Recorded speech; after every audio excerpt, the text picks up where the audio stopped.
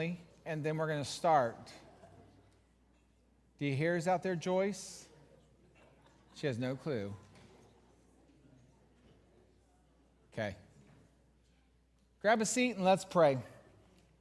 Gracious God, we thank you so much for this opportunity to gather together as one body of Christians called North Cross.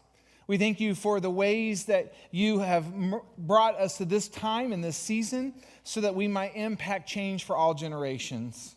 God, we truly believe that we are a church where all generations belong, that we can thrive together to serve Christ boldly with love, to serve joyfully, and to lead courageously for the transformation of our neighbors and our world. Be with us in this time together as we discern a path forward, and let us be guided by the Holy Spirit. Let us be mindful that those that came before us and the trail that they blazed, and that this season that we're in is about people we will never meet, about individuals who might come to Christ in ways that we will never experience. And so help us to be about that faith, about building and living for the future. It's in Jesus Christ's name we pray. Amen. Thank you for being here today. It looks like we have a very good representation of, I think, most of the church. And I'm glad that you are taking this moment out of your time today. There's no Chiefs game today, so that's good. They already kind of, had a rough Friday. But I've been living on a high all week long with the Royals games. And so last night was sure an exciting adventure. So onward and upward we go. So with that, let's dive into a little bit what we're doing. Really, since the time I came a year ago, one of the first things that the church had talked to me about was there was a significant deficiency in the church with about 10,000 square foot of our building that for multiple years had been destroyed and is unusable. And it's just really crippling the mission and the ministries that are happening here at North Cross. The other things that we've been experiencing now for multiple years is a long legacy of deferred maintenance that has not been taken care of. We have lots of duct tape and Band-Aid that have happened throughout the church, and that we believe that we're in a season now that those Band-Aids can no longer really sustain the mission, and no longer are they really cost effective. We're really throwing good money at bad solutions. So we've spent this last year with lots of focus groups, lots of discussions, a new strategic plan, all kind of moving us to this day. And this is the day that we are basically unfolding all the different listening sessions and what we've heard and how we want to move forward with the renovation of the church. This is what I will say before we get started. There will be things that you absolutely fall in love with what is shown to you today. There are things that you will absolutely not love, right? And so it is impossible for us to get everything 100% right. But our hope and our goal is that we have listened and we reflected, and what is being revealed to you today really is a concerted effort to take into account many different aspects of the life of our church and to put forward the best plan, okay? And I believe that that's what the team has done so far. And what we're going to unfold for you today. Our vision is that we want to expand and modernize our facilities. Our facilities, every inch of the place is really dated, and it's time for modernization. And when I say modernization, it doesn't mean that we're going to be some big modern place like Church of the Resurrection. I just mean that things need to be kind of brought up to, some level of standards that are good and clean and healthy and all of that.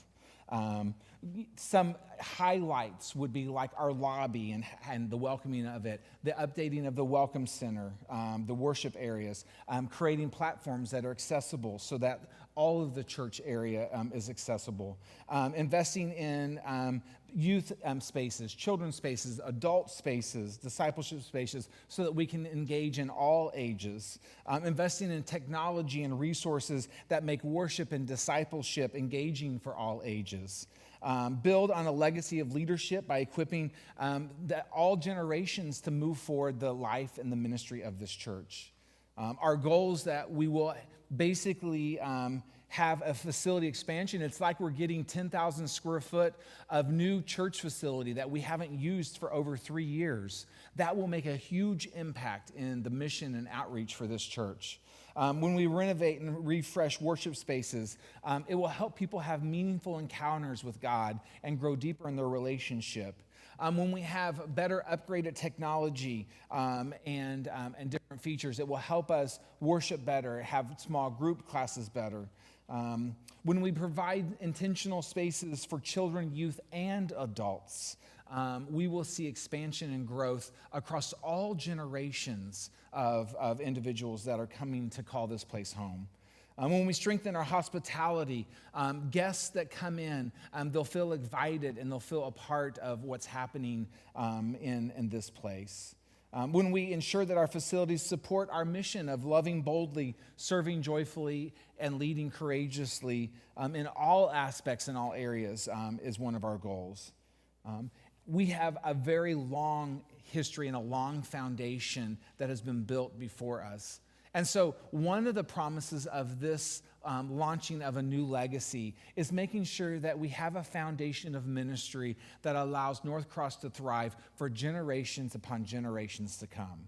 What we're embarking on this day likely will be probably one of the largest capital campaign expenditures in most of our life, and it will set this church up to really be a beacon of light in this place and in this community of the Northland for many, many, many years to come. And so that is our goal and our hope that we want to establish. I want to highlight, we're going to go through each of the areas and highlight basically what's going to happen in a high-level view of all the different renovation aspects of the project. So the next slide talks about what are we doing in the fellowship hall, the welcome center, the sanctuary, and children's ministry and preschool area. It highlights some of the current challenges and areas of improvement. I'm not going to dive into all of those because we got individual slides on each of those individual areas. But what this shows you here is that all aspects of the church are going to be impacted in some way. There really isn't hardly any area within the church that is not going to be left untouched in some way or being renovated in another way. The next slide then shows what's happening on the lower level, where we have space for adult discipleship, our youth discipleship, and Boys and Girls Club, and how that all plays out. And again, the basement will see a complete renovation of that as well, and how we move forward. So I want to dive into how will the project work, what are the phases, and then we'll talk about each individual areas, okay?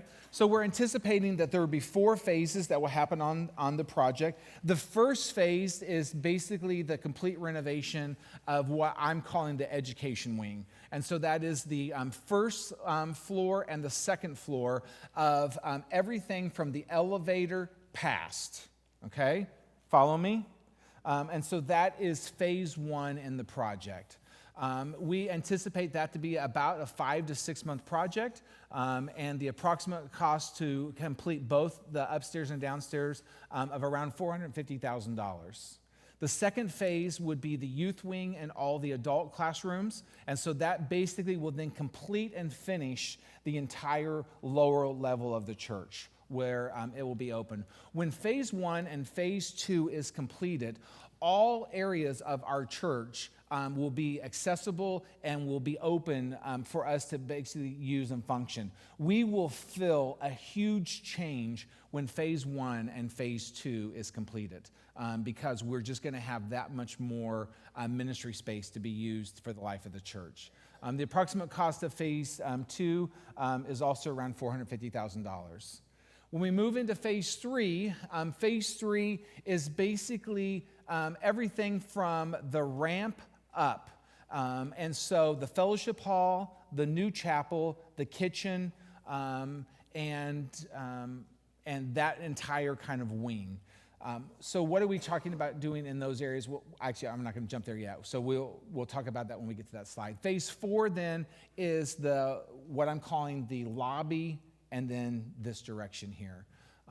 That particular project potentially won't start until December 26th and be completed sometime in June 2027.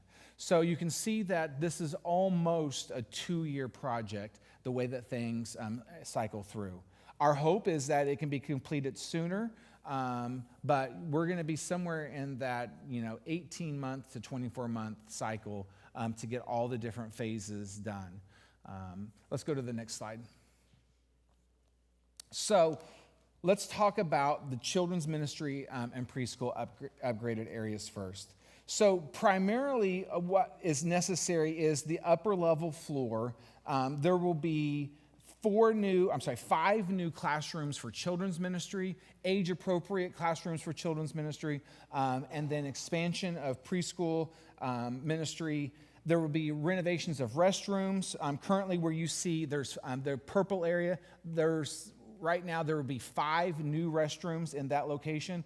These restrooms in that location will be individual stalls that go from ground to floor. So maybe you've gone to the airport or something like that and you've seen kind of like a unisex stall. And so each stall is their own compartment. There's not just simple little walls. It's a full structure of walls in between it.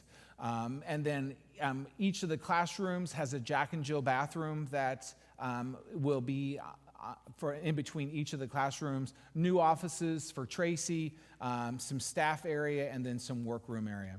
The other thing that happens is a large group space for play for children's ministry. The idea is that when a new family comes in, they go up the ramp. As soon as they turn in the fellowship hall, they're going to be met and greeted with the expansion of the children's ministry. So it's right there in your face, easy to get to. And the first stop in the children's ministry area would be a large group play place where some of the photos that you're seeing are not the exact things of what our project will look like, but there's some projects that I've worked on. For example, this is First United Methodist Church Blue Springs that was just completed a few months ago. And so this is their children's area place where there's a play place, a playground, a slide, a stage, all those types of technology upgrades that will happen there. Generally throughout the whole church, because I'm not going to say it on all of them, is new paint, new carpet. We need to do an upgrade of the fire alarm system. The fire alarm system that we currently have is not upgradable, and it has met its lifetime. We needed to do some modifications to the upgrade with our last inspection, and our fire alarm company told us that those upgrades were not possible. And so we will be looking at this, doing probably a completely new fire alarm system. We need to do some new secured access control throughout the whole church. So I can't tell you how many times I come to these front doors and they're unlocked. And they're unlocked all day long, all night long, all weekend long, a lot. So there's a lot of upgrades that we want to do to technology, basically key card access. I think half the Northland knows the code to the front door, and we don't know, who's coming in and out of the church. And so we need to have better secured access. Not that we're going to prevent you from having access, but you'll have a key card that you'll swipe, and it will say Joyce Singley came in at 10:23 in the morning. And things like that. So those will be some of those access upgrades that we will have. A new welcome area for families, a new nursery, dedicated space for children 7 days a week for them to do program space, preschool space. One of the things that we know is that daycare in particular, particularly for the ages of 0 to 3, is extremely limited in the Northland. Lots of the school districts now have things called ECCs. Those are early childhood centers, and they really start at age 4 and 5, preparing them for preschool. And so, but there's a gap before that age group. And so we're helping young families that are in the middle of a childcare crisis, providing a nurturing place for them to live and to bring their kids. One of the things that just this year, we have 4 individuals that are members of our church that are using the preschool. And what I love seeing is I love seeing their kids here all week long. And then the kids just seem that much more familiar here on Sunday morning and all the different things. And so, again, we're responding to the needs of families and how they just are needing care, but also this is a place of worship for them. The next thing I want to talk to is about our Welcome Center and offices. So you've already seen that we've done some renovation of 2 old bathrooms. So they were bathrooms first, then they were storage rooms. And so I hope you've had the chance of seeing how we've repurposed, I think, really 2 areas that were junk rooms. They were not used. And if you are here during the week, you'll see that basically the staff conference room is used almost every day. And take a peek in the 2 offices. I think you'll be pleasantly surprised at how we were able to take 2 rooms that were inhospitable and create very functional offices for some of our staff. One of the reasons why that the Governance Council chose to go ahead and move forward with that particular thing, 1, it was a critical need. We didn't have a space for Pastor Jen to go into. But 2, I think strategically, it's important for you guys to see what the renovation of the entire church and how it might be done, and it's going to be tasteful, and that we're going to look at every inch of this building and renovate it in a way that we can squeeze every ounce of its potential and opportunity out for ministry. And I think that when you look at that little renovation that we did there, I think you'll see that it was very tastefully done and a good use of our funds. We know that we have a lot of area of issues with, I call kind of our lobby area. We feel like it needs to have an expansion. We've moved around the coffee bar in a couple of different places trying to find its home, and it needs kind of a more permanent setting. We need a welcome desk, a hospitality desk where first-time visitors can come in and pick up some information and a packet and know what's going on. A place just to sit during the week and have kind of a small group. So our hope and our idea is that where the offices areas are, most of that area is going to be demolished out, and that will create a hospitality area, an expansion into that space.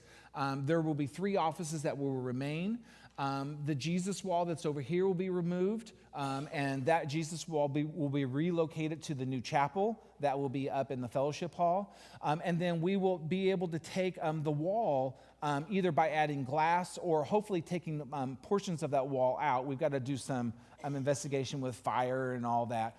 But the hope and the goal is that wall can be removed so that whenever somebody enters in the lower level parking, and when they enter in that first door, they immediately see the connection upstairs and they're already in the lobby. Does that make sense? And then when somebody parks up here, then there's this connection all the way through the lobby of our whole property. And so that's why, in helping to expand some of those pieces and parts, what that might look like. Our bathrooms will be completely renovated. There's a picture kind of in the middle there. Again, that's First United Methodist Church Blue Springs that was renovated there. Our signage will be updated. We'll add an additional bathroom stall in the women's restroom. Guys, you're on your own. You're stuck with your 2 stalls. But I think we'll be okay with that. Again, upgraded finishes, carpet, paint, better connections between how our campus is set up. If we move on into Fellowship Hall, this is one area that I think a lot of us are going to be really excited about when this phase starts. We're talking about doing a total renovation of the kitchen and expand the kitchen out at least a couple feet. So that we have a kind of a larger kitchen area. Better setup of how the kitchen goes, the freezers, refrigerators, access, and all of that will be part of that. The large partition wall in the chapel area or in the fellowship hall will be completely removed. The ceiling will be removed. The ductwork will be removed. And the beautiful, basically what I'm calling cathedral ceiling that was there previously for when it was the church building, that will all be exposed again and have this grand fellowship hall. The stage will be removed and taken out, and a very nice sized chapel that will be built on the back side of the fellowship hall. That chapel will be also our large event group space. So for example, like the Symphony Guild, they were here this last week. The Symphony Guild had about, 60 people here. So that chapel will meet that requirement so that the Symphony Guild has kind of a private place that they can go back in and meet behind some doors. And that yet, as everything else is happening in the life of the church, like for example, there's a Sunday school, there was a Wednesday night or Wednesday morning Bible study class that happens Wednesday morning. Well, they have to trops right through the Symphony Guild as soon as their class is over. So that large chapel space will be served for multiple reasons of large group space. It will also serve for some small funerals and small weddings. Some people don't have big families, and if you have a very small group of, say, 20 or 30 people that want to do a memorial service or they want to do a small chapel service, our recommendation would be to use that because we're going to set it up as a chapel in that way. And then we're building a large deck that would be off of the chapel in the courtyard area. And the hope and the goal is to take the courtyard and completely concrete it over so that we can have better drainage. But also it becomes kind of our party porch where we can cook dinners and the kids can play out there. And it's kind of a secured area. The deck is really required because it helps us to get egress out of the nursery from a second floor. They'll go around the deck, and then they'll be able to take a ramp down to the ground level as well. And so those are some changes that happen in that area. Boys and Girls Club. So Boys and Girls Club has been an excellent addition to our ministry and outreach here at church. I would say I wasn't here when they first started it, but I heard stories. It was kind of a rocky start, and I think it was challenging. I think from my perception, the challenges that I saw was that they were scattered throughout the life of the church, and because of the safety and the requirements they need, it shut down our ministries instantly, which we instantly felt. And so we've just this last summer, we made some changes that kind of segregated them into a more confined area. And when we did that, it allowed us to have some classroom space back for Wednesday night programming. But this takes it a next step further, where they have their own wing that's secured and locked off. They have their own entrance. And they can continue to thrive and grow in that location, and they will have less impact on the mission and outreach of what we're trying to do here at church. Because while I love them as our partner, our first priority is North Cross United Methodist Church, and how are we making disciples to transform the world, right?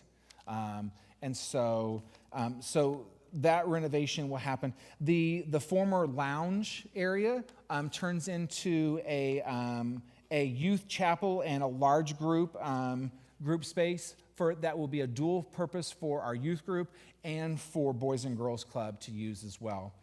You'll notice that gray area there. That is a private hallway that will lead to the elevator.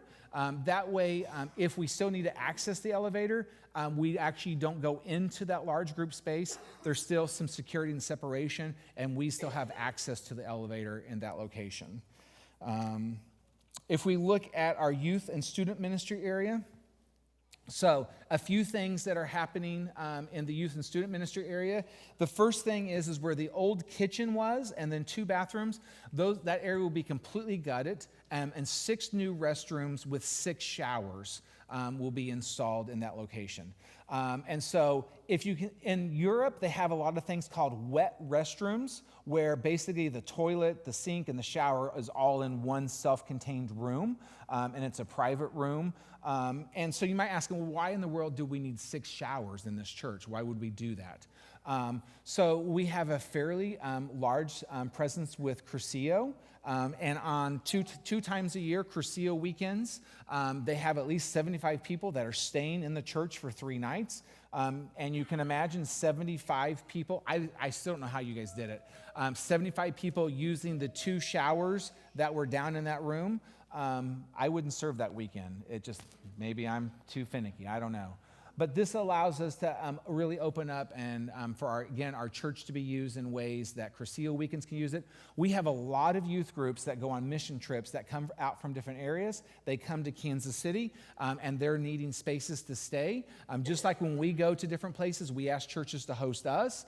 And again, those youth groups need private bathrooms where they can send their kids in. And it's just a much more safe and secure thing. Our youth space, I think that they have done a great job to continue to let that be a dual space for Boys and Girls Club and youth ministry, but now it's going to be solely dedicated just to our youth ministry. We have some moisture and some water issues down there, and so we're going to go in there and completely gut the entire area, the ceilings, the walls. We're going to do what kind of moisture foundation remediation that we need to do in that area, and then start back with new classrooms, a new stage, esports lab. You might say, okay, what's an esports lab?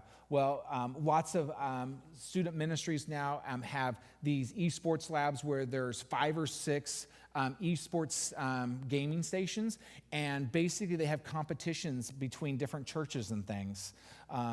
So that would be a way for us to be able to just completely renovate that space.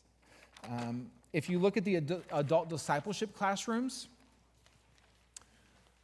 right now we have adult discipleship classrooms really scattered throughout the church in many different locations. This centralizes our adult discipleship classroom wing. It's going to help new visitors better find where are these classes, and we can basically identify that this is a corridor for adult classrooms, and they'll all be within the spine. The purple areas are existing bathrooms that are in that space, but currently those bathrooms open up into the classroom, and so nobody wants to have a Bible study and then I have to go use the bathroom and everybody hears me, right? So all of those things get flipped so that the entrance is outside in the hallway and there's no access into it from the classrooms. All the classrooms will have upgraded technology. They will have cabinetry, sinks, coffee, hospitality, everything in every single adult classroom, ready for them to kind of grow and expand. Currently, there are 6 adult discipleship classrooms. We currently have 5 classrooms, so that's an addition of 1. And then the new staff conference room could also be a small group space as well. So we have 7 spaces for adult discipleship to have in those locations, in those areas. Lastly is the sanctuary. Yes. I personally think we have an absolutely gorgeous sanctuary. And I think that, where's Larry Wickham? Where's he at? Hi, Larry. Larry designed this space, right? No? Oh, I thought you were the architect of this space. Sig Keen.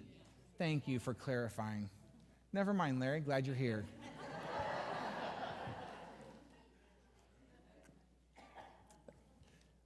There are some things that I absolutely love. I love the stained glass that's in our sanctuary. It tells a beautiful story of who we are. I do think that there are some challenges with the shape of our sanctuary. And so one of the things that you potentially see is this what I'm calling the chancel area gets a complete renovation makeover. And so it becomes handicap accessible, because right now, if you had a pastor that was handicapped, they basically would not be able to access and be on the chancel area. And so we want to make the chancel area handicap accessible. We're exploring and looking at the idea of what would it look like if the choir was center in the middle of the sanctuary so that they can project to all different things. I think it's a little bit challenging when they're over here. Some of the sound is different in different locations of different people. If they're more centralized, that sound will project at a 180-degree level and work in a different way. And then the stage will be one level instead of 3 different levels. And so the stage will be built out, and so it will be higher. So everybody up on the stage will be more elevated, so it's easier to see. And then we'll have some stairs that strategically go up in the center and then on the 2 sides. And so this section of the sanctuary gets turned into what is called a kids' worship and wonder space. Lots of different families and lots of different ways are how kids interact in the worship space. And so we know that it's different than probably the way it was when you guys were kids. And different's okay, right? And so this section of the sanctuary will probably have tables and kids' play space so that whenever they're worshiping in the space, it functions in a way that they can better connect to what's happening here in this experience. Because this is what I know. Worship is it's kind of a weird thing. We're used to it, right? But worship is really weird. You come, you sing some songs, you hear a preacher, you give some money, you have communion, and you leave. Well, that's not super energetic for young families. And so we're creating an environment where young families who are leaving the church more and more, we're being intentional about how do they connect in a worship experience. So that's all the plans briefly. I want to talk about just a few kind of frequently asked questions because maybe, will you go to the next slide, Tracy, and we'll come back to that. So why are we doing this campaign? That might be one of your questions. We believe that for many, many, many years that the facilities have not been really taken care of and that we really need to invest in spaces to help grow faith, to welcome our neighbors, and to serve the Northland for generations to come. How much are we trying to raise? So our goal is around $1.6 million. We have $100,000 already in the building fund. So we're really talking about $1.5 million that we need to raise. And our hope and our goal is that's over a 3-year period. And so about $500,000 over each year for 3 years.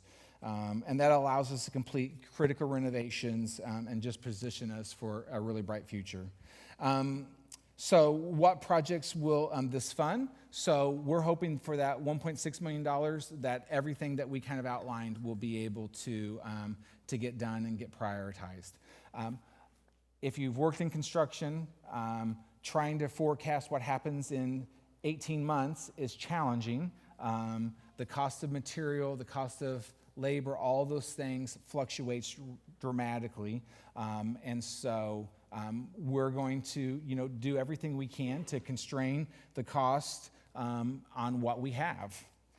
So will my regular giving still matter?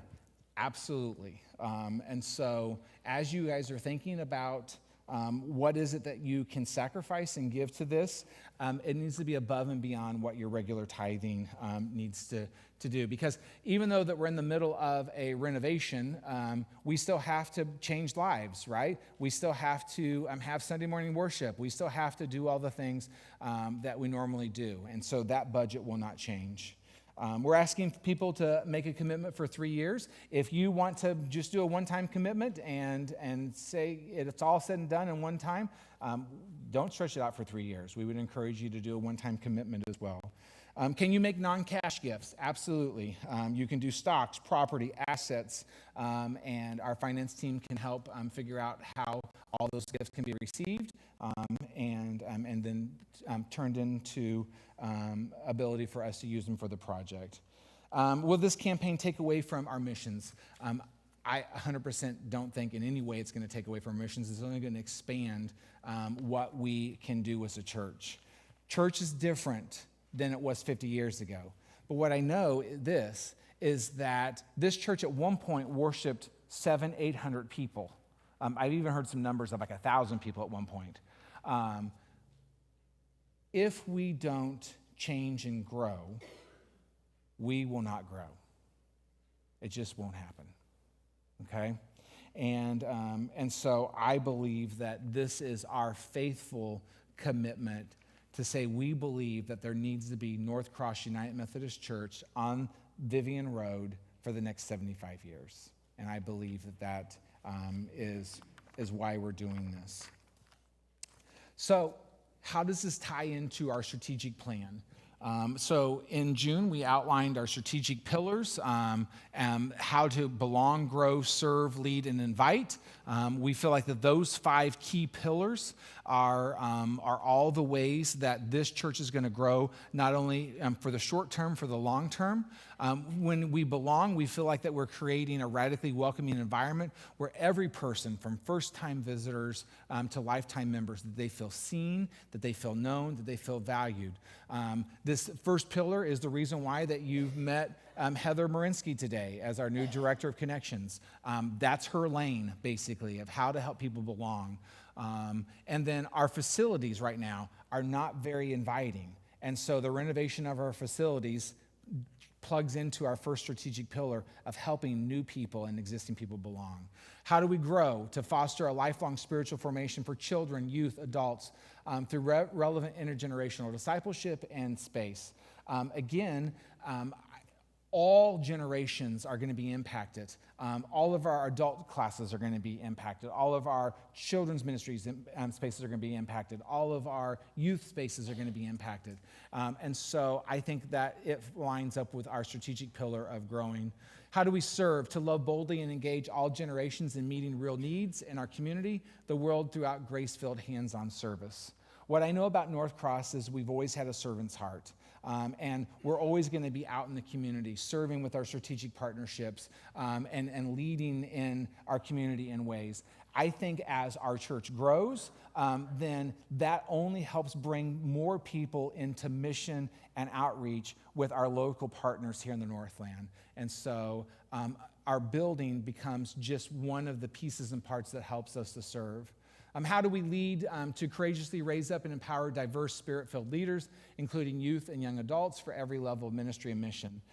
In January of this year, we launched our dream teams. 54 of you all came and signed up to be a part of a dream team. And so those dream team missions will continue to happen. We want to empower the laity. One of the things that I have heard over and over and over the last several months is they feel like that the church is now being led mostly by lay voices, that they are serving more, that they're more active in the different ministries and outreach events that are happening here at the church. That's whenever the church really takes off and really starts to create some energy and buzz. So I think we're moving in that direction. Invite, to build a culture where everyone feels empowered and equipped to invite others into a relationship with Christ, connecting with the church and a purpose beyond themselves. So I believe that our facilities have crippled our ability to invite. We are out of Sunday school spaces. Our children's ministry spaces, our youth ministry spaces are not as inviting as they could be. And so I believe that this renovation is going to be strategic in that invite component, that we're going to have a lot of pride in what we do here, and we're going to be able to ask people to jump in with us in this purpose. So the next thing, what's the next slide? So over the next few weeks, we're going to be asking you to pray about what is my potential giving. And so this chart here gives you an idea. And so if you said, okay, I can pledge $10 a week for the next 52 weeks, that's $520, or that's $1,560 over a 3-year commitment. If you go down the chart, if you said $100, that's $5,200 for the year, or $15,600 for the 3-year giving. And you can just continue on down through there. We are asking on Sunday, September 8th, for everyone to bring their Kickstart donation. And so that allows us to start this project off immediately and get going with phase 1 as soon as possible. And so that one-time gift on September 28th will help us to launch the construction process in October, early November, where we can just really start to make some gains on the renovation of the facility. And you can save that. We'll do that at the very end. So I want to now take some time to just open up for some questions, and let's go from there.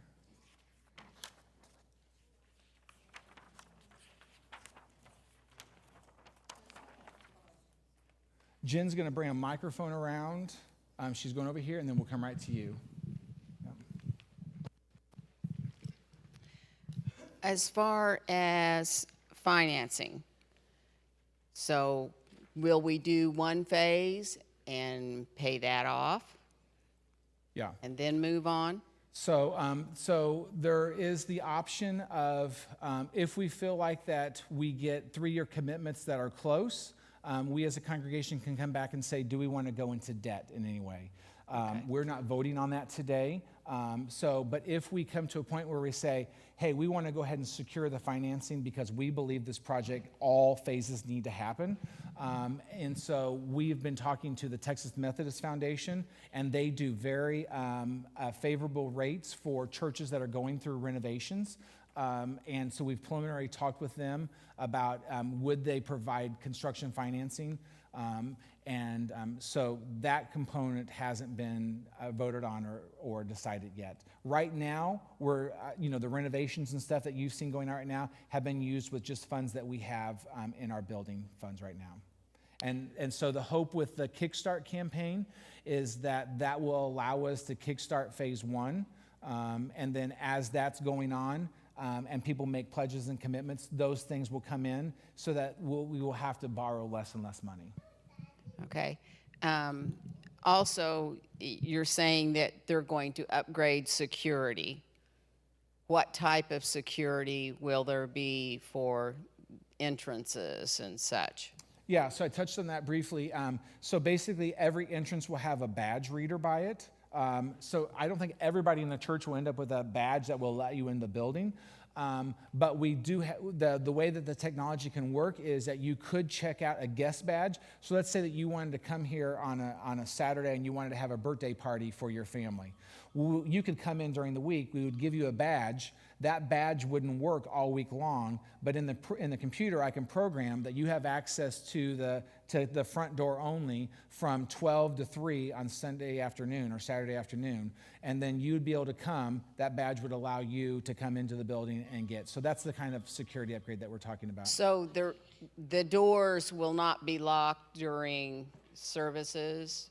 No. Or anything? Okay.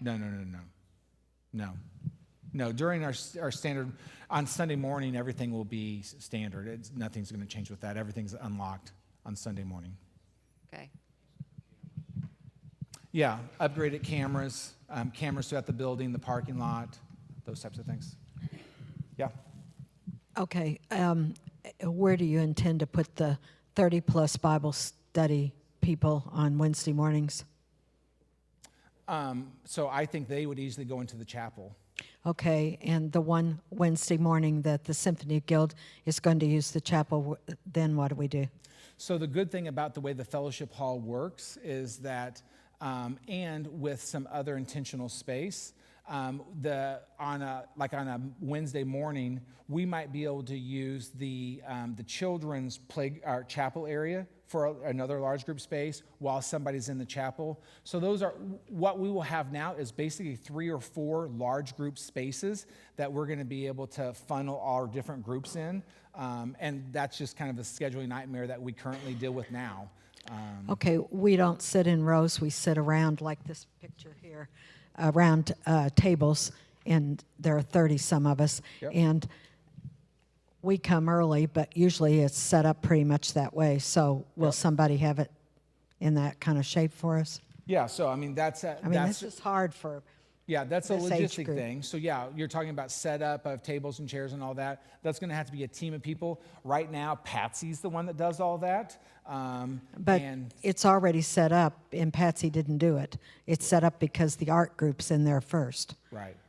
So those are, I don't want to get too far in the weeds there with that, but those are some strategic things that, yeah, whenever small groups happen and all that, then that's a facilities thing that we have to figure out how they set up, where they set up, how are we booking the rooms so that multiple different groups can function in the church and those types of things. Okay, how soon do you think we're going to be out of the room we're in now? If everything goes well, probably the 1st of November. Okay. Yeah. My second question is, our Sunday school class doesn't fit in these little rooms downstairs. We have 40 to 60 people every Sunday in You're the choirs, the right? choirs class. Where are we? Are we going to be in the chapel? You're in the chapel, yeah. The We're in the We'll chapel. have room for 60 to 70 people. Okay, so the chapel's one big room, Yep. and we'll be there. Yep. Let me have one. Chris, I got a comment. I have friends that go to Liberty, the old Liberty Methodist Church up on the hill, Right? and they have started this playground over here like you're wanting to do. Uh-huh. And they say it's absolute bedlam over there for services. Okay. They had to move, they said over there, they had to move on the other side over there to get away from all the kids and noise. He said they're running around all over the sanctuary. Okay. He said it's very, very not conducive at all to church service. So think about that. Yeah, so I guess what I would say, Keith, is that luckily we have a space where you could sit because we have families. One of the families sits right behind you with two beautiful kids. Nurseries for it. Well, so that's a strategic thing, huh? Yeah, I can answer that because I want my kids in church. yeah, yeah. And so one of the things, Keith, that's just different is how do we create a worship experience for all generations? That's what we feel like that we are trying to do. And so with that, they're kids. They're not going to sit there prim and proper, and we're not going to have sticks where we're going to beat them and say you're being too loud. So this is the tension with a multi-generational church, right? This is why churches like Life Church and things like that they're growing phenomenally because they don't have the tension. Most of them are just younger kids and younger adults. And so they have one demographic. We have multiple demographics that we have to keep happy, and we want to be a multi-generational church. And so with that comes this tension of worship styles and the way that we worship and the people that we have in worship and the way that we welcome people into worship. Does that make sense? And so, Dell has a question in the back. Oh, go ahead. No, Dell will come. Can I say one more thing we'll come about right that back to you, before? Sorry, just 'cause on the previous topic. And sorry, guys, I lost my voice this week. I sound bad. I really love this. Obviously, I've got the small kids, but sometimes in service, it feels like if we're sitting here in this row, that you guys are going to be annoyed and they're going to be annoyed, and then the front row in front of them, and then. But if we've got all the kids over here, if you're comfortable, you can sit over there, and if not, like you said, you sit on the other side, and I feel like it would be less disturbing overall than having 6 messes of children throughout the sanctuary than one mess of children on one side. That's my thought on that. Yeah. Can Becky talk? Jen, real quick. Jen, wait. Jen. I'm waiting. Oh, Becky wants to speak on that real quick. Right here. Sorry. When this was brought up the first time, I'm the person that wants a wooden seat, and I didn't want any change either. But I went to a service for my mother-in-law that was at a church that had tables. They had it on either side, not just one, but on both sides of it. And having 2 grandchildren that are 5 and 6 that are very active, and then I have 2 older ones, and there were some children. We brought things. They were able to sit over and be a part of their great-grandmother's service and do their own thing while everybody else had a service. And they were over there listening, they were doing their own thing, and it didn't distract. And it's kind of like what Carolyn said, instead of having them all over the church, you've got them in that Pacific area. And when this was first brought up, I was like, no, I don't like this idea. But after seeing it happen, I think it's a wonderful idea because you're putting them over there. You may even have things that they can work on, kind of like a Sunday school type thing, and you're not distracting the people that are listening. Yeah. Okay, wait, I got to get to Dale first because he's been very patiently waiting. Go for it, Dale. Okay.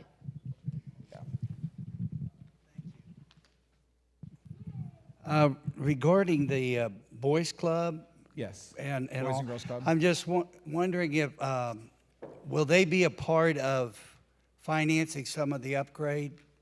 They will not. They won't, okay. No. It's, so we have a lease with them. They pay the church handsomely for the spaces that they renovate or that they use.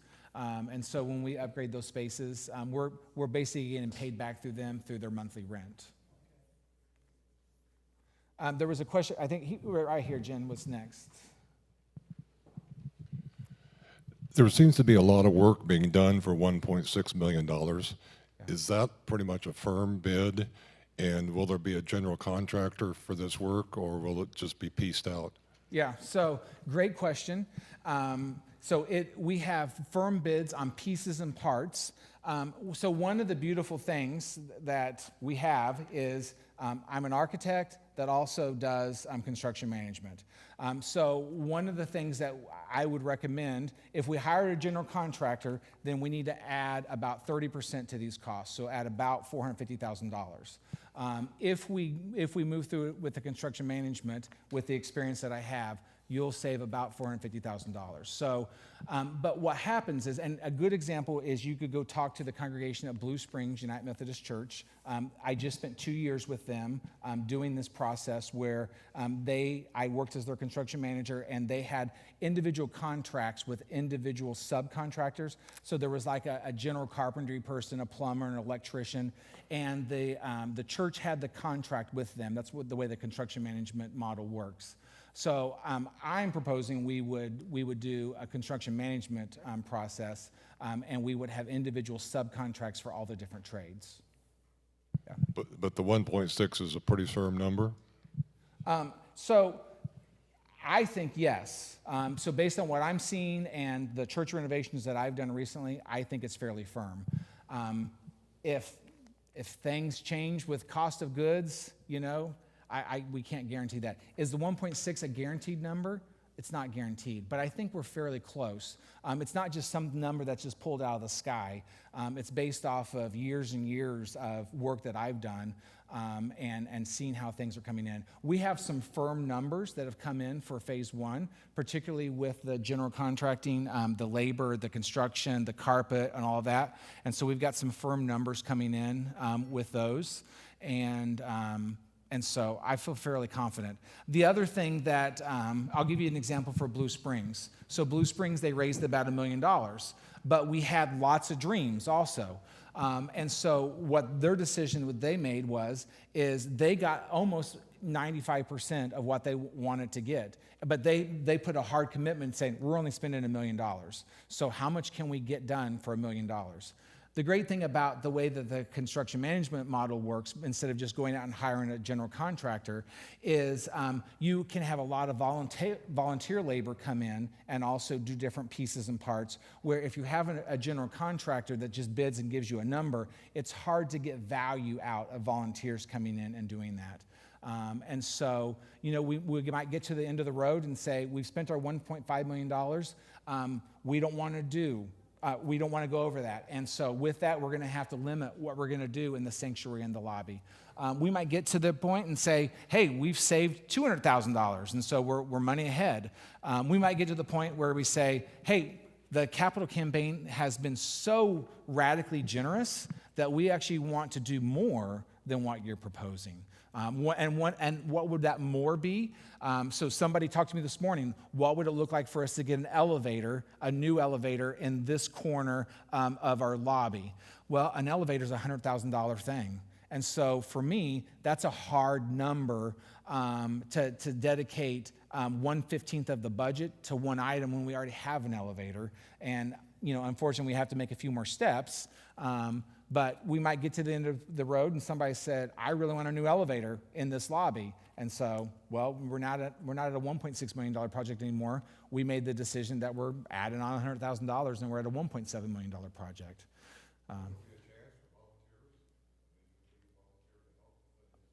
Oh, 100%. Yes, 1,000%.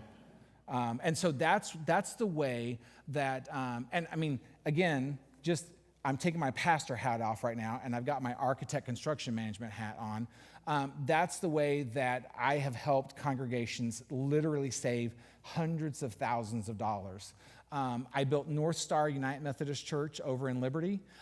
The original bid that they got was for a 4,000 square foot building for $900,000, okay?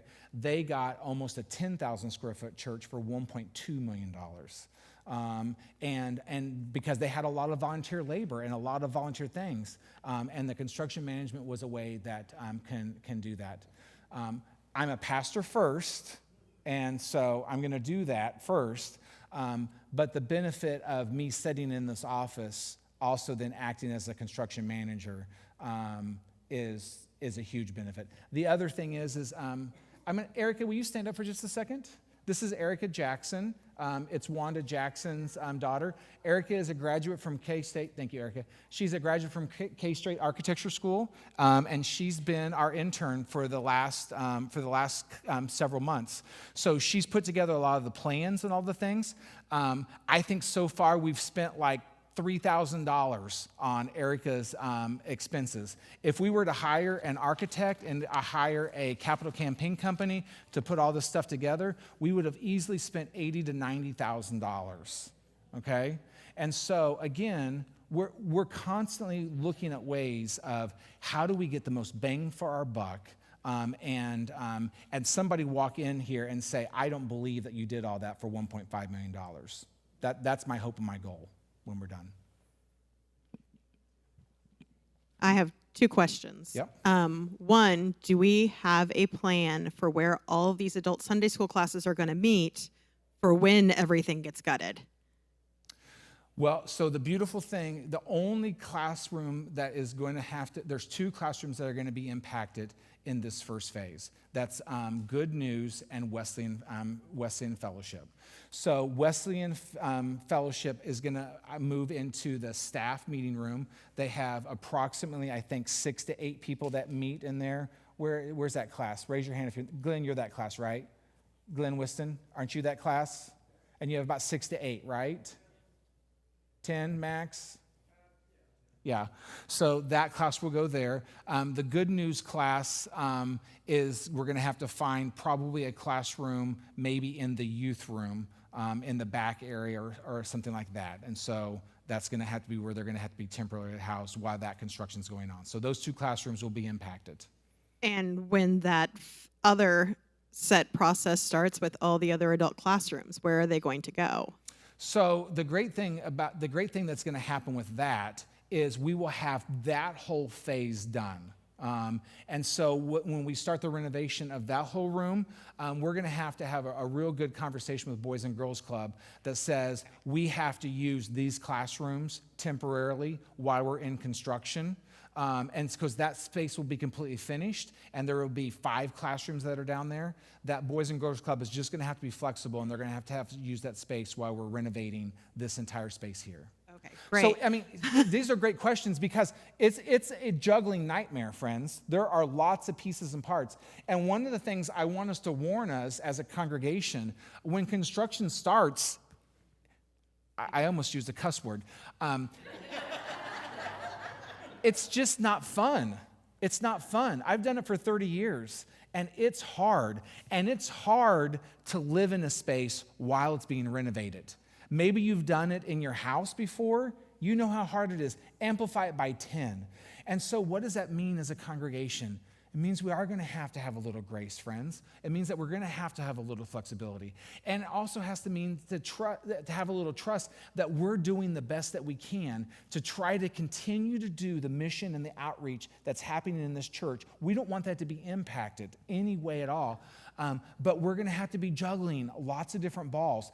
And friends, I can tell you this, The staff isn't sitting around eating bonbons all day long. We're already juggling a lot of things. And so this is going to add stress to the staff and all those different things.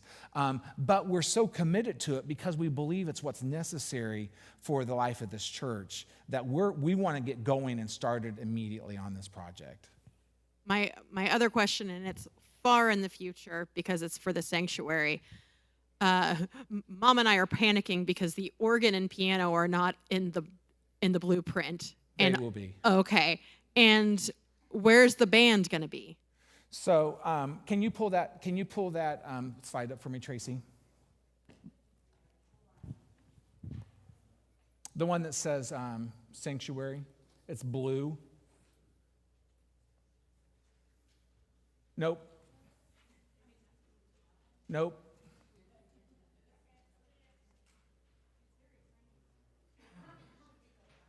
Keep going. Keep going. Keep going. There we go. Yay. Go, Tracy. Okay. So let's start over here. First off, this part, I would say from here on, I think is wasted space. And so from this point on, I've got 1, 2, 3, 4, 5, 6, 7 choir chairs, okay?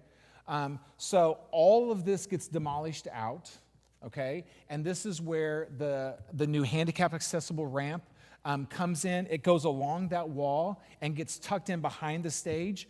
And then when all of these walls get taken down to make the stage more visible and accessible, you can see that there's a little peninsula that the ramp goes back behind. And so in this area right here, there's a little peninsula there. That's where the piano and the drums will be. And then also our stage is going to get dramatically bigger because we're not extending further out this direction right here.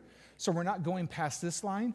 But these steps right now are very complicated to work. And so the stage almost doubles in size because we're going to build this platform out to here. This whole area here, so this wall gets taken away. This wall back here gets taken away, and the back of the choir comes along here. And so the choir loft, once there's two things, will basically step into this area here with the two steps. Look how ginormous the stage is still with the choir. The organ will be set in here. Then the other thing that it allows us to do, all of this back of house area gets completely demolished out. And so room for storage, equipment, sacristy. We're going to move all of the choir music from downstairs up into a library that's on these walls so that if the choir needs to go and grab music, it's right there. And so this whole back of stage area gets completely renovated and redone so that it's just organized in a better way. So yes, we're still going to have an organ, still going to have the grand piano, still have the drums. I know you love the drums, right? Okay. Yes. Doris? What about custodial staff? Custodial staff. So during construction, the contractors will be responsible for daily cleaning up their areas, okay? Our current custodial staff is you. And so we've now been doing that for almost a year. And I can tell you this, friends, the church has never been cleaner. Are there some things that fall through the crack? Yes. But I can tell you that the church has never been cleaner because we have a team of people. I'm looking, where's Charles at? Yeah. So we have a team of people that are coming in and making sure that the church is cleaned. And so their love of doing that, I think, we're going to stay. And that's $35,000 a year that I'd like to just sink into the building. So I don't think we'll be hiring custodial staff back. Yeah. Yes, 2 questions from me and one from Tom.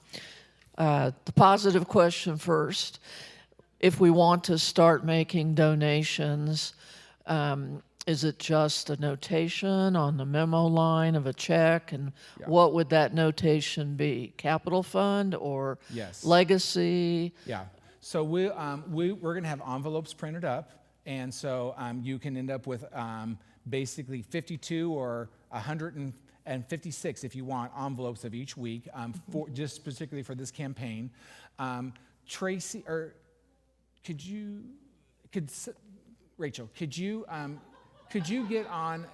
go by chance and get on email and get it on the screen? Never mind, I wouldn't go that complicated. On the link that was sent out, if you click on that link, it takes you directly to the online giving platform that goes directly into the designated thing for the building campaign. You can give on there. If you give a check or if you give stock, you just need to have a memo in there that says building campaign, and it will go in that restricted fund. Thank you. Then the question, I'll just tell you the other two questions. We did a church survey at one point, and we did questionnaires and surveys after the many different meetings, which I appreciate that you did and others in the church, to give our input. And as far as I know, I've never seen any of those results. And so it seems important for all of us to know what the results were. I don't know where that information is. And then finally, question from Tom, when we're looking at sources of funding for what we're doing, I believe that the house in North Kansas City was transferred to North Cross, and I think there was an email from you or someone that said it was worth $400,000. If there's anyone living in there, I mean, obviously they have to have arrangements. However, at some point, do we consider selling that? I'm not trying to take your house away. I don't. It's just that that is a large asset that we have. I don't think we would sell the parsonage, and so it's with pastors moving around. It's hard. I can tell you, we were not planning to move, and when we had to move, we were moving in one of the hottest times that prices of things went through the roof. So we went from a 4-bedroom, 3-bath parsonage to a 900 square foot, 3-bedroom, 1-bath house that we had to buy. And it was expensive because we want to live in the Northland, right? And the Northland's not cheap. So we have a pastor that's living in the parsonage, so I don't think in the foreseeable future we'll be selling the parsonage. Surveys.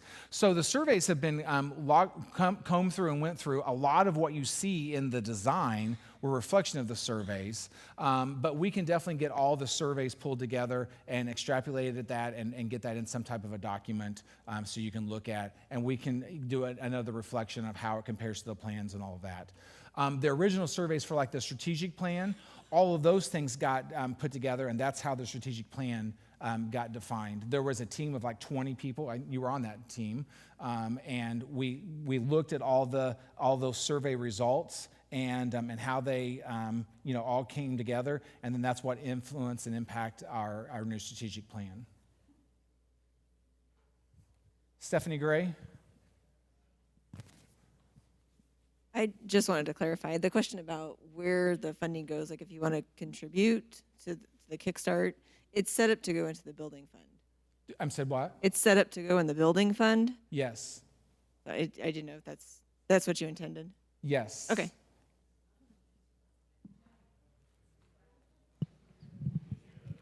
She was clarifying. So Stephanie works on our finance committee, and so she was clarifying. She goes, when people give money, is the money going to go into the building fund? So I think the finance team can trump me and say, no, it needs to be something. But I don't think we need to create another account. I think it just needs to go into the building fund account. Because that building fund money is restricted to capital improvements just happening in this building. Yeah. Yes, will the Kickstart campaign results be released before the pledges are due? Yes. My hope is that we'll count those up on September 28th, and we will announce those at the very next week. And I'm hoping that we will end the pledges for the capital campaign that very next week, and we want to unveil what everybody pledged on our October 12th gathering when we have that one church meeting. And so the hope and the goal is that you have your pledge cards in by October the 5th, so that we can pull that information together, and then we'll announce what everybody pledged by October 12th. Then after that meeting on October 12th, once we know, then the governance council will have to take that information, and then they'll have to come up, what's the next game plan? Okay, well, the game plan is we got $1.5 million pledged. Let's move forward. We have to look at the Kickstart money, how much did that come in, and then they're going to have to decide, do we need to get a bridge loan, a construction loan to help us move this thing forward? When that happens, then we'll call another all-church meeting, and then there will be a vote if we decide to take on debt, and basically to kick off the project. Or are there any other fundraising possibilities that are being considered? So it's a great question. For church capital campaign expenses, when we're talking $1.5 million, like if you were talking about bake sales or things like that, I think that people would get exhausted with 100 different fundraisers to try to raise the $1.5 million. So, but what I would say is, if you particular are like, I don't got $25,000 I want to donate, but I want to do a bake sale. You know, I'm going to go get a booth at Gladfest or whatever, and I'm going to do a bake sale, and I'm going to donate all those proceeds to the life of the church. By all means, do it. I think that's totally okay. One other question, and I apologize. This is your last one. So, okay, I'm allowed 3. I think that's understandable. No, you went through all the plans beautifully, but I did have one question because I'm pretty sure I saw the words garage door at the back of the chapel. Yes. Okay, what is that? Because the chapel's kind of high. What is the garage door going to? Chapel in there. Right. And so it will be a garage door that would open up so that if we need to expand the fellowship hall on Wednesday night or whatever, that we can spill into the chapel area and have basically take the fellowship hall as one big room. Different than, I showed a few of you guys of some garage doors, like we just installed two garage doors at Blue Springs because it opens up their youth room into different rooms. And they are absolutely in love with it. Yeah. Huh? Besides 2 other doors. Yes, besides 2 other doors. Yes, walking doors. Okay. Yeah, I don't want to cut anybody off, but I also want to be respectful of time. Dale, go for it. I'm kind of slow. Okay. I'm kind of slow, but my thinking might be totally off here, but just playing devil's advocate. Let's say our contributions equal $900,000. Okay. Okay. My thinking would be, why wouldn't you just do the first 2 phases? People get excited about seeing what's being done, and then you add to that, say, look, we're on a roll. Let's try to. But what I'm hearing, unless I'm wrong, is what I'm hearing you say is, if we raise $900,000, then we have to look at a loan. And maybe go into debt to go further. Yep. I don't understand exactly why that has to be that way. I think so that's something that we're going to make a decision. Okay. That's not today. I can tell you that there's some excitement about knowing the history of our church. Sometimes we get stalled out. And we start and stop and start and stop and start and stop. And then that becomes a pattern that we get stuck in. Okay. If we say we believe all the project needs to happen, we're hoping that through generosity it does. But we also have a little faith and say, if we only raise $900,000 and we have to go into debt $600,000, well, do we believe as a congregation, can we service that debt? And will we eventually be able to pay that off, on years 4 and 5, but yet not stall out the project and keep the momentum going? So I think when it comes time for us to make that decision, Dale, we'll have to sit down and balance it out. Because one of the things that I hope that I've proven to all of you all is that the church finances are really important to me. Like, I don't want to bankrupt the church. Amen. A year ago this time, we had $20,000 in the bank. Now we have $130,000 in the bank. And that's really because of a very fiscally conservative mindset that I have of squeezing every dollar that you guys give. Friends, I know, I'm living with y'all. It is hard. Every dollar we make is precious. And so I want to honor every single penny that is gifted to this place to make the biggest impact that we possibly can. That's my hope and my goal, Dale. Isn't the goal to grow our church? Right. So if we did go in debt and we did all the renovations, more people would come, which means the church would have more money to pay off the debt. That's the hope. Yep. Okay, I'm going to leave 1 or 2 questions left. Anybody? Okay. Come on. Don't be quiet. Can you get a tub back there to dunk people in when they want baptized? No, but I believe it's going to go right here, Julie. And so they make baptismal pools that have glass fronts. And so I believe that at this corner of the sanctuary will have a baptismal pool in it that will have a set of stairs that walk down here, and then the pool's here, and then it walks up this direction. And then it has a lid on it so that whenever we're not using the baptismal pool, the stage is there. So yes, we're getting a baptismal pool, and it's right here. Yeah. So I don't have a question. I just want to say that I, as a youth parent, because I've had kids from nursery all the way through. Pull your mic up just a little bit. Sorry. Thank you. I've had kids from nursery all the way through youth, and I'm very excited to open that space more and make it more neat, I guess. I don't know what to say, for the kids. Yeah. Because, I mean, while my kid loves coming to church now, has nothing to do with Rachel or anything. But having a more open and welcoming environment, I think, is going to help with that. And I'm very excited for that. Yeah. Yep. Yes. Yeah. Yeah, so that decision has not been made yet. She asked if the pews have been gone.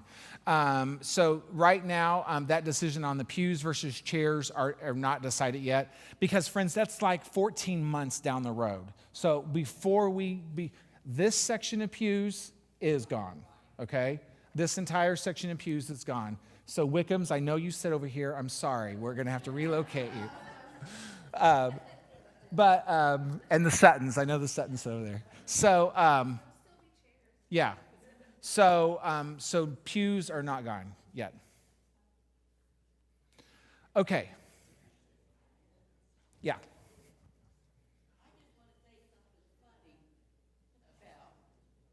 They were worried what the roofs were going to do. I went through a renovation with the school where I'm at, and it was during the winter, and they took out our administrative area to do the start there.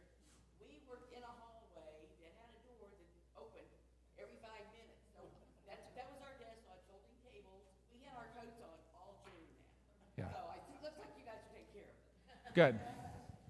Okay, I'm going to do something that I shouldn't do, but I want to do because we have most of the governance council here, and those are the people that you've elected to try to see, and I want them to kind of have an understanding of what our temperature is, okay? So far, I think our temperature is good, but we're just going to take it's almost like a straw poll, okay? So based on what you see here, and what has been presented to you, just with a simple raise of the hands, how many of you are supportive of what you've seen and you're going to give to the capital campaign in some way? Okay. So I think that's almost unanimous. With that, let's pray. Gracious and loving God, I thank you so much for this faithful place called North Cross United Methodist Church. I give gratitude for the past. for those faithful generations who have built the foundations that we stand upon today. And they have given and inspired us with so much hope. And God, that's what we want to do. We want to be those faithful servants that whenever we are dead and long and gone, and our name is written in a stone or wherever it might be, our ashes are scattered in the wind, that there might be people that worship in this place because of our faith and our generosity. God, guide us. Help us to continue to pray for wisdom and unity within this congregation. Help us to be mindful in the decisions that are made. Help us to share the vision, and help us to trust in you as we boldly step forward in a life of faith together. God, we are asking for generosity above and beyond what we could ever imagine. Open our hearts to give joyfully and sacrificially. God, I trust that every gift, every penny, every dollar, every stock, everything, large or small, is going to be about intentionally planning and building your kingdom here at North Cross. God, I ask for strength as we embark on this process. Lift up all the staff, the volunteers, the campaign teams, the prayer teams, those that will be doing the physical work. Help it to be a project that glorifies and honors you. God, this is more than just a building. It's a place where life change happens. Thank you for allowing us to be a part of that vision. It's in your name that we pray. Amen. Thank you all. God bless you all. Have a good day.